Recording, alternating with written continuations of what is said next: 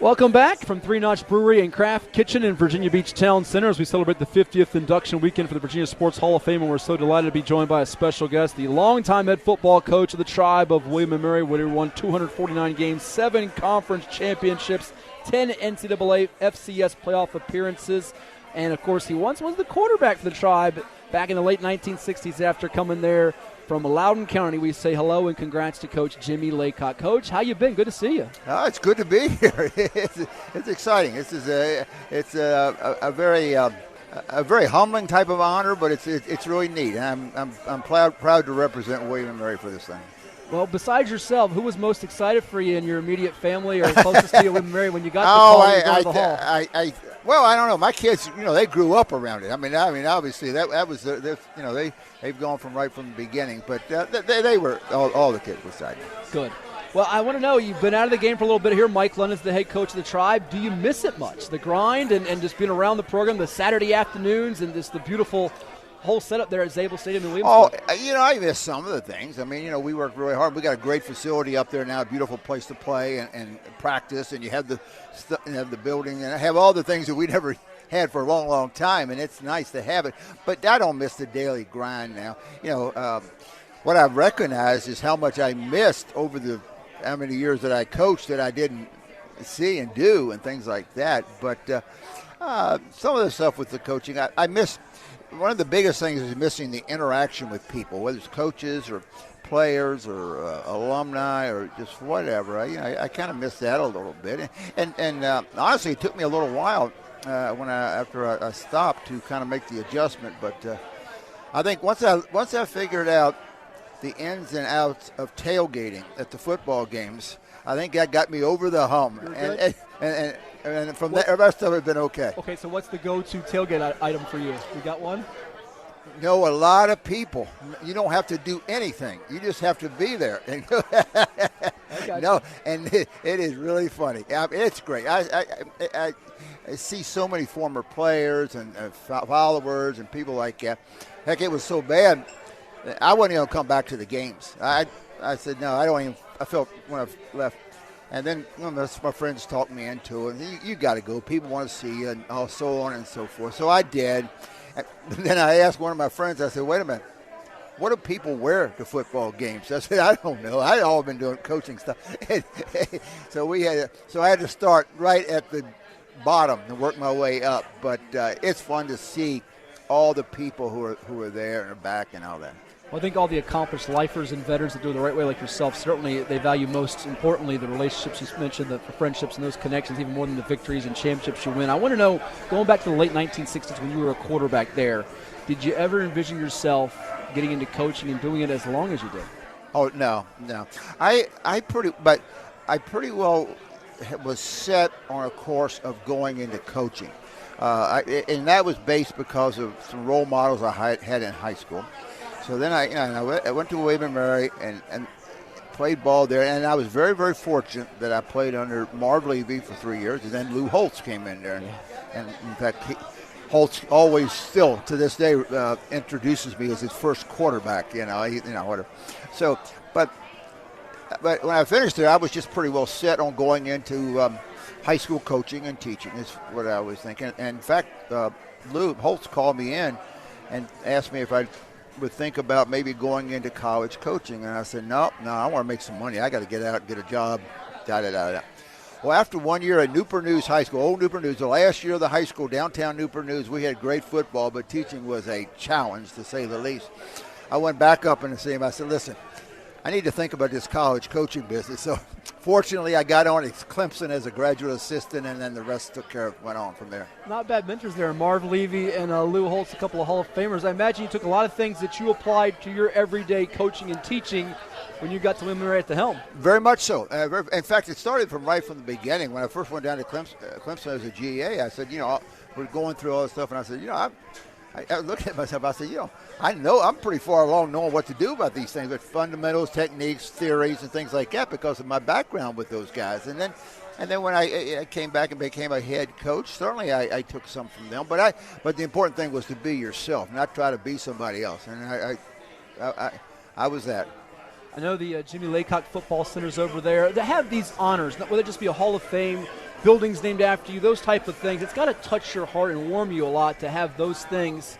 And to this day, see people and just have that celebration about what you did there, because it did take a lot of hard work, blood, sweat, and tears. I know it wasn't just by yourself as well. It was hard. It was really, really hard. And I was fortunate I had some good coaches along the way. Had some good administrative help, too. People don't realize that the people behind the scenes in administrative roles, how important they are, whether it's the athletic director, assistant AD, director of admissions and things like that. I mean, they all got to be together and work together. But the thing that has gotten me so much since I left is so many players and people have come up to me and said, what it had meant to them to be in our program and what lessons they had learned and how they've taken it into their life now, whether it's personal life, whether it's a professional life, whatever like that.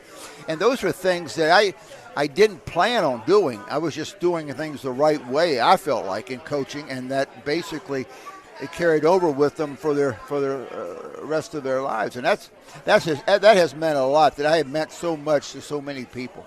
When you see Sean McDermott go up against Mike Tomlin, what goes through Jimmye Laycock's mind, knowing that you helped tutor those guys? Well, the first thing is that's a terrible damn game to watch between those two. I'm going to tell you that. I went up there after I retired. I was up in Pittsburgh, and Mike had me up there when they played Buffalo. And I was sitting in Mike's box up there with his, and I don't know what to do. Everybody's happy when Pittsburgh does well, and everybody's sad when they don't. And I'm like, wear both jerseys, right? I just sat there, and I told them both. I said, "You guys are killing me. Y'all turned me into football fans now, pro football fans. I never watched pro ball that much, But I really have. But I am extremely proud of those guys. And the best thing about Mike and Sean is they are still who they were back then. They are the same guys, and I think that comes across. And they're so genuine. They're so down to earth, and they were raised by parents, good people, and they're raised the right way. They do things the right way, and I think the world of them. People called me after that incident happened there when Buffalo and Cincinnati, and I said, thank God that Buffalo had Sean McDermott as their head coach, because he could handle that situation if anybody could, and I think it proved true. But no, I love those guys. They're the best. No doubt. And to be at a place 39 years like you were, William & Mary's got to be very special. Just the national attention it gets when you have people such as Mike Tomlin and Sean McDermott, that you played such an integral role in their development. It's got to also really mean a whole lot to you to see that, what William & Mary gets out of that, and just puts the school on a national map, or I guess gets them a lot of attention in positive ways, right? Oh, yeah, I would think, it certainly does. I mean, they're great representatives of the university, first. I mean, other than the fact that they're such high-profile positions. Sure. They're great representatives. And they've been giving back. They come back. They support the school and support the football program, I know. And, but like I said, there's a whole lot of other graduates, former players who are doing really, really well, who may not be in as high a profile type thing as those guys, athletically anyway, who have been very successful and very supportive of William & Mary. Yeah, we could spend hours talking about it. We've got a couple more minutes left here with Jimmye Laycock, the longtime head football coach of the Tribe at William & Mary. 39 seasons, 249 victories, 7 conference championships, 10 playoff trips, NCAA FCS here on Priority Auto Sports Radio 94.1. I want to know if you have a favorite couple of memories or moments from your time on the gridiron there at William & Mary. Any couple of them that stick out to you as you – I'm sure it'll flash before your eyes as you get that Hall of Fame induction speech tomorrow night. But there are so many. There's so many to think about. I think about when we finally had our first winning season, and the guys had brought some fake champagne into the locker room, and we celebrated to have a win. 6-5 and 83. Yeah. That was. I go through some of my old things. I still found some snapshots that were made at that time. I mean, things like back when we, I think we were the first team in Division I to have 11 wins and 100% graduation. I thought that pretty good. I mean, we were the first team to take a football team to Japan and play a Japanese team. We went over there twice and played that. We were the first one to ever do that. Yeah. Oh, wow. Yeah, I'm going to tell them that tomorrow night. I'm going to say, that's probably one of my best coaching jobs. to keep it to 70-point win. It was hard as anything. That was hard. But anyway, there were some things. I mean, we did the championships, semifinals. That first semifinal that we had at Zabel when we played JMU national semifinal, ESPN. They had to bring in the lights. That's when we got. That's when people just said, "Hey, that's pretty nice to have lights here." You know, I've been talking about that for a long time, and they brought it in and had lights for that. So there's so many things. Well, I think what you all did, William & Mary and JMU, we see the success of both programs, even extending it upon to the Old Dominion and Hampton and Norfolk State and Richmond and schools beyond your ACC programs of UVA and Virginia Tech. It's shed a positive light on a lot of your FCS schools, 1AA, in college football, what you all did here in the Commonwealth. Yeah, I think so. I think it did. And we wanted to play each other, too. I mean, we did. I mean, we were the first school in the state to go to JMU and play up there. I mean, that would really kind of help them get going and stuff. Get you out on this, and we could spend hours with you. We appreciate the time today. Could Jimmye Laycock coach college football in today's climate that is so unpredictable with NIL, the transfer portal? I know with an FCS program, it's not maybe the same as your Alabama or your Georgia, but what do you make of all this sitting back here when you're watching a college football game on a Saturday afternoon and knowing that that's probably the plus that you're not involved with some of those, right? Well, you know, number one, remember back in the late 80s when SMU got the death penalty?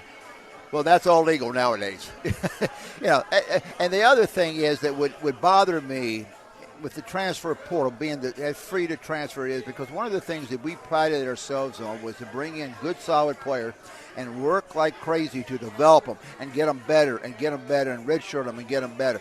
Now it's almost, you know, you either do it or you're gone, or you bring in a guy. I don't know. I'd have a hard time probably dealing with that, but I don't know.